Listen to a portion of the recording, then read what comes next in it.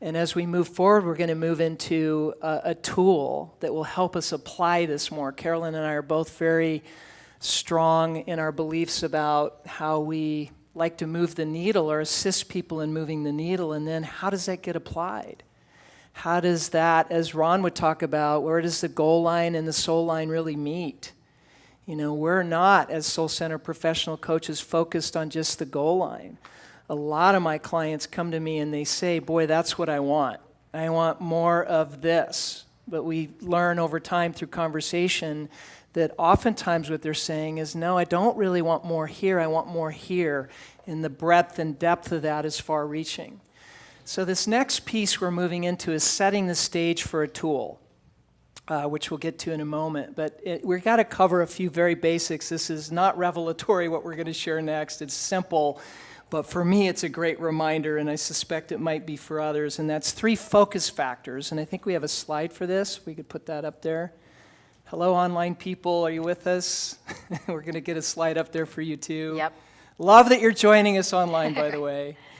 So this first focus factor is we can only focus on one thing at a time. Now, I think, in my world, like I can do more than one thing at a time, but I want to draw out a distinction. That's not the same as focusing on one thing at a time. There is a difference. The way the mind works, we can only focus on one thing at a time, but in our world, in my view, it's getting crazier, because there's more information coming in, which isn't all bad. It's like I get that information, but I have to be really clear on my priority for the day or for the moment in terms of my focus. We can only focus on one thing at a time. Carolyn's going to share about the next one. This one also we've heard at USM. You get more of what you focus on, right? You get more of what you focus on. So, you know, I've heard Mary say, don't focus on what you don't want, focus on what you do want. So an example in my own life was last year, my husband and I had bought our first home and were involved in a significant renovation, which neither of us had ever done anything like that before.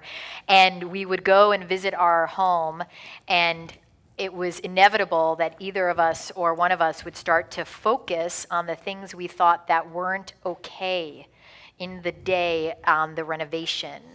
And it really became this test of like every day we'd go there, or when we had to go there, and it'd be like, okay, so are we going to focus on what we see as not happening, or are we going to focus on what is happening? Are we going to focus on what we're seeing that we love, or are we going to focus on the dirt and the mess and the various things that are uncomfortable, let's say? And it was so helpful. This is not rocket scientist, but boy, it was a much better day on the days where we focused on what we wanted to see more of. Yeah. Of the beauty, of the excitement, of the enthusiasm, of the joy of seeing things evolve versus focusing on the specks of dust. And again, it seems so obvious, and yet we live in a world where there's negativity out there. So we, as leaders, as soul-centered professional coaches, become vigilant in our freedom in terms of this process of focus.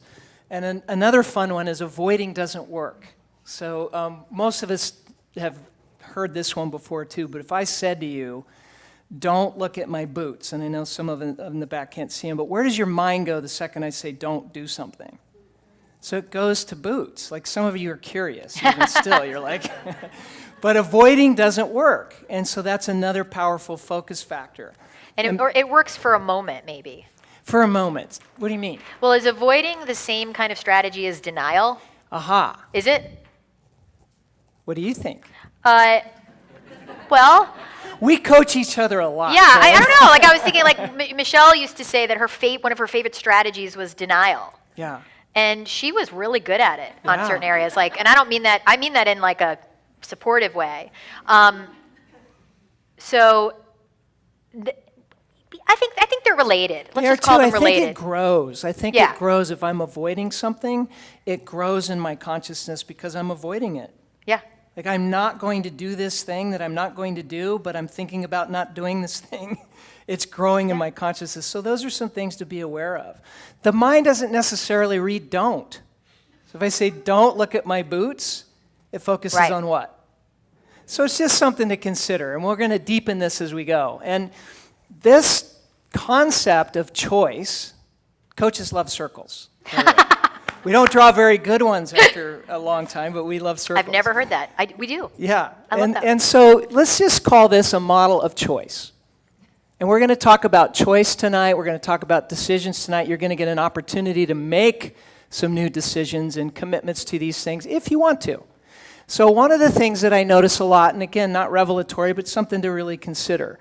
A lot of times people, when they want something, they'll focus on what? The reasons of how it won't work. And we can get super creative. I happen to think the ego gets super creative as opposed to our willingness to keep focused on the result that we want. What's another one, Carolyn, from the backside? You mentioned it earlier, like with the house.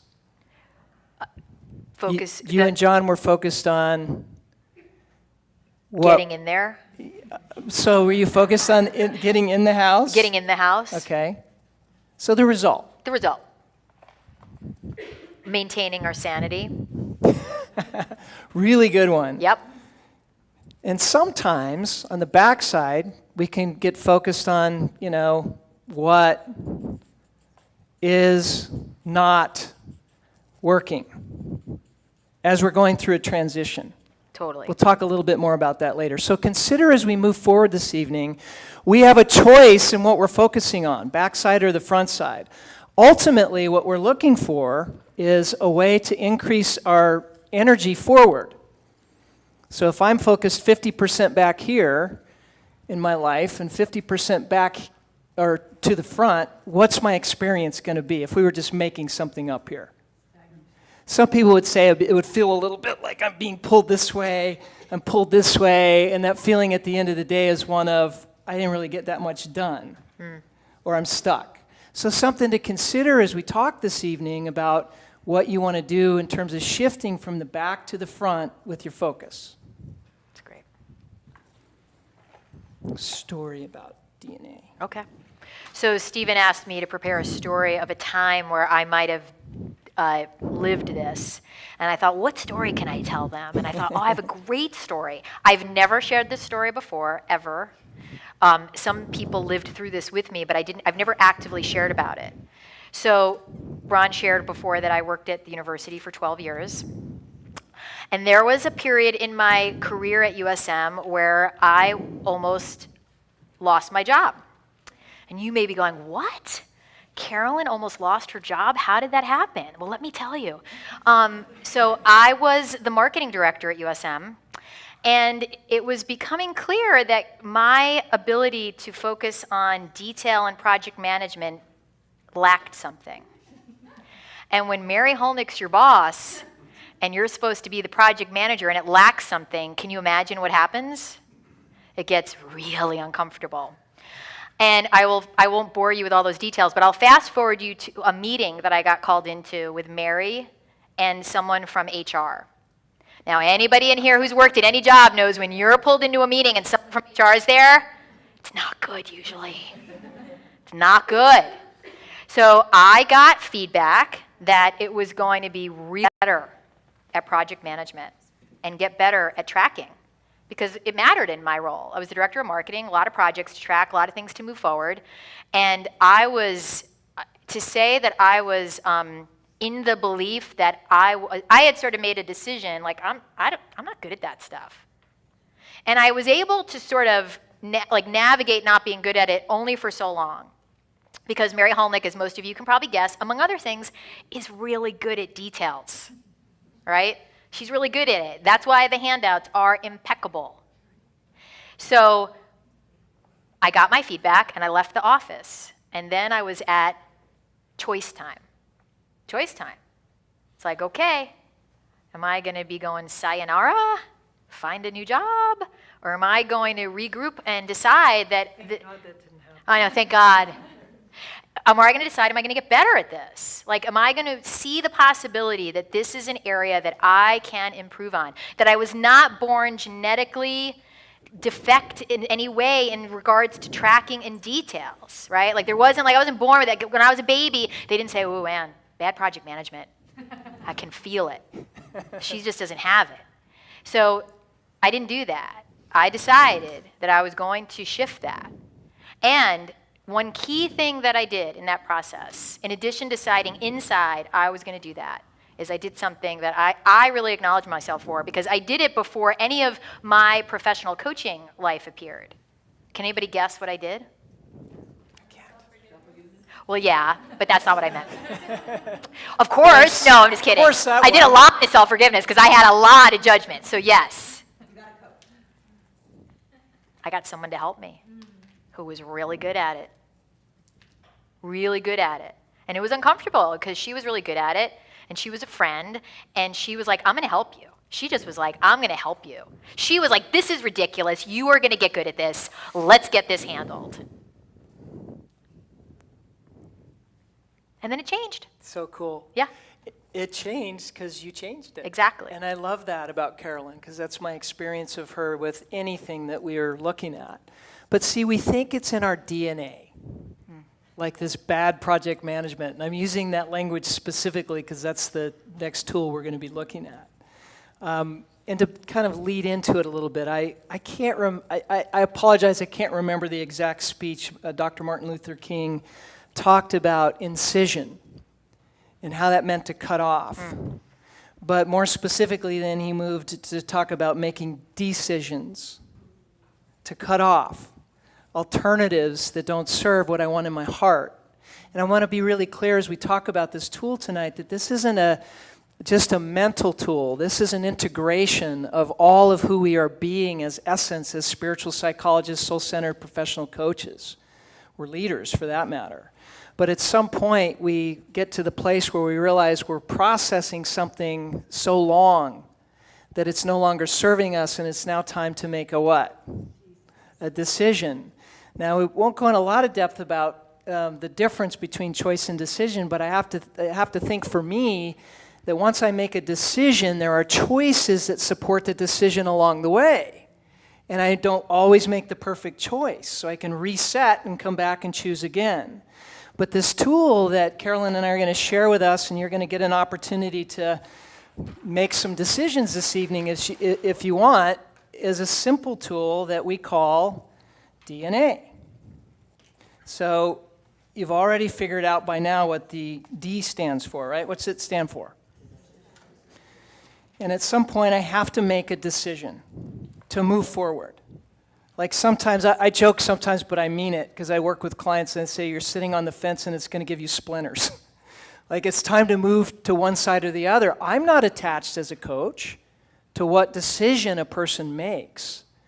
I just care that they make a decision at times if I feel like if they've been sharing with me that there's suffering in it over a period of time. Now, once I've made a decision, I want to notice every indication of that decision that I've made. How many of us in here have done the CHH class? Great. Just graduated myself in August, one of the most profound experiences of my life. And one of the reasons it was so profound for me was I was tracking so many of the things that I wanted to improve upon. So a decision that I want something, notice every indication of its presence so it brings it into my awareness and I believe shifts things at a cellular level. And then I want to acknowledge it in myself. The value of acknowledgement, prizing, is so far-reaching, right? It starts to change things on its own. But here's the tricky part about this, from my view. We are making decisions oftentimes in our lives, I know I do, that take me away from what I want. Like a concentric circle that moves down. So it's less of what I want, but I'm still making decisions, noticing the evidence of it, and it's like it's proving the point, because in a way, I'm creating it and acknowledging it so it becomes crystallized or it sinks in.